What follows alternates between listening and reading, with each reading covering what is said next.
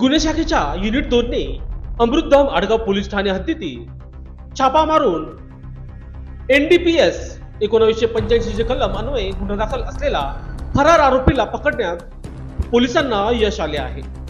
रवींद्र एकनाथ मोहिते वय वर्ष 40 राहणार प्लॉट नंबर 88 गंगोत्री विहार अमृतधाम आडगाव नाशिक असं आरोपीचं नाव आहे।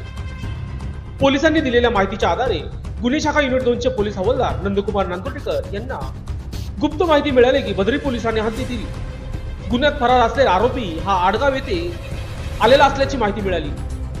ही माहिती सहाय्यक पोलीस निरीक्षक हेमंत तोडकर यांना दिली।